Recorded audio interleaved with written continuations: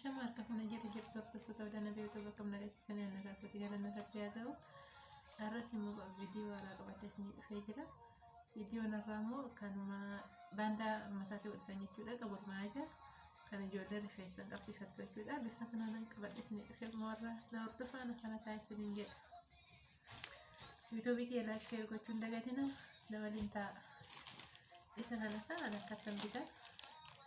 Ittiin isaa waraqaa keessa jiraachuudha. Bifti isaa adda adda garuu isa kana magariisa fi diimaadha.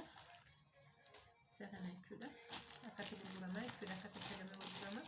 Isin akkatti bittanii deebistanii kana meetiriidhaan bitattanii itti fayyadamuu dandeessu jechuudha.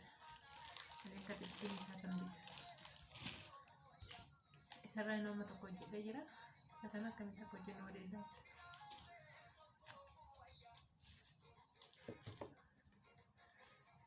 Kumar kita mungkin metri nus ni kabat dulu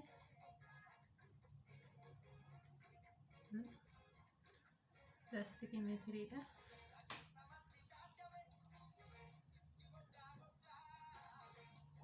bisa kanan lah mau sudah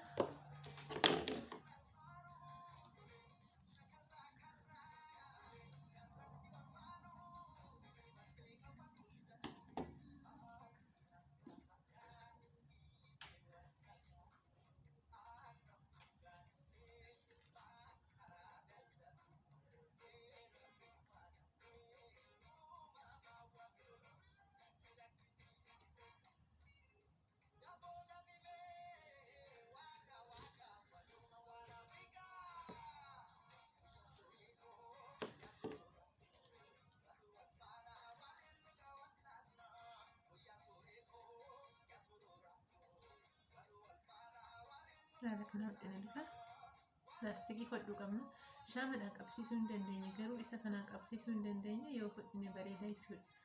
Wanna mataatti uffatamu yoo harkifame hin hiikkatu garuu yoo shama qofa ta'e hin citaa jechuudha dafee.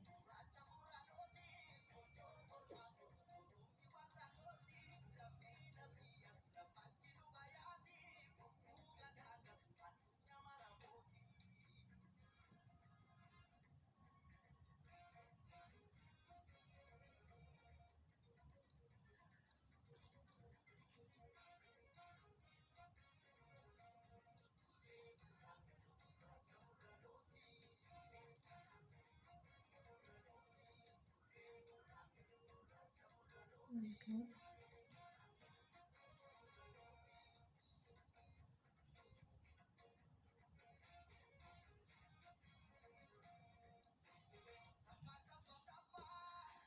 Mungkin di sana.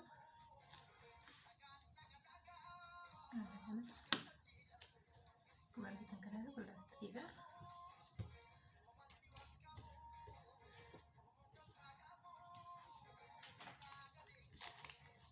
Sadi, dima sadi, magarisan kenna.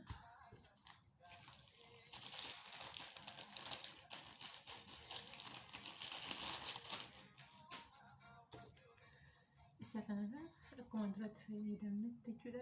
Dura kanarra isin hojjedheera.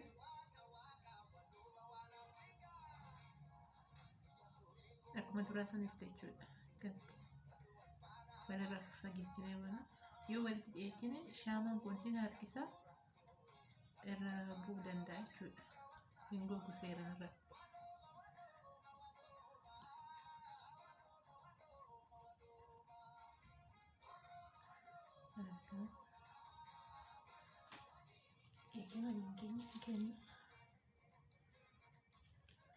Eegasi asirratti reedii buqamne jechuudha.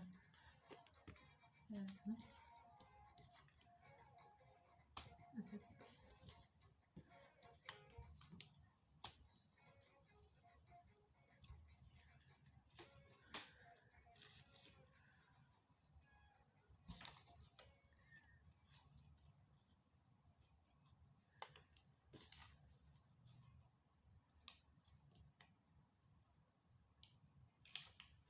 Okay.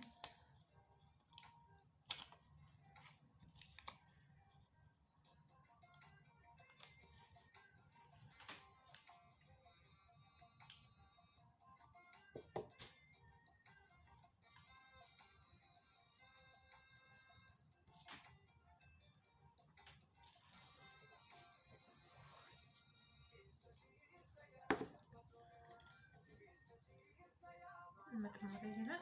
Isa kanarratti qabsiisudha jechuudha.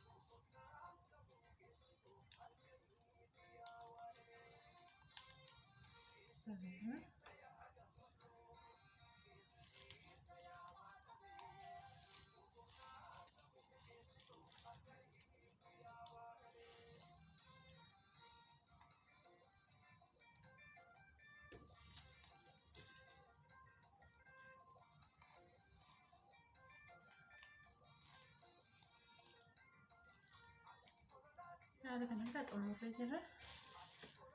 Sirriitti akka qabatuuf teessisnee eeguu qabna. Akka kanaatti jechuudha. Kun amma qabatee jira, gogee jira. Akkuma argitan kanarra gogee jira. Kun immoo jiidha waan ta'eef ganaadha seeraan hin qabanne. Daqiiqaa muraasan booda ani daqiiqaa 5 akkasaniin booda hin qabata jechuudha. Kun waan argitan kana gadi lakkisu garuu shaaman isaa ganaadha, jiidhaadha. Sirriitti qabachuu qaba jechuudha taa'ee. Haala kanaan xumurree jira jechuudha. Akkana hojjettanii mana keessatti hojjettanii itti fayyadamuu dandeessu jechuudha. Gatii salphaadhaan. Nagaan naa oola. Anarraa xumurree jirra. Viidiyoo biraatiin akkana walitti deebinuti nagaan naa ta'a. Yuutuubii kiyya immoo laayik sheerii gochuun dagatina. Yuutuubiin kiyya sa'aatiin isaa ganaa naaf hin bunne ataraa keessan ijoollee Oromoo yuutuubii kiyya kana naaf daawwadha. Sa'aatiin isaa kanaaf naaf godha jechuudha. Sa'aatiin isaa baay'ee guddaa waan ta'eef naaf hin bunne. Amma immoo guyyaan irra waan bira waan ga'eef hoggaan isaa jechuudha. Sa'aatii duraan ilaalame akkana jalaa hin banneef naaf daawwadhaa isiniin jedhaa daraa keessan viidiyoo tokko naa daawwadhaa ijoollee Oromoo nagaan naa ta'a.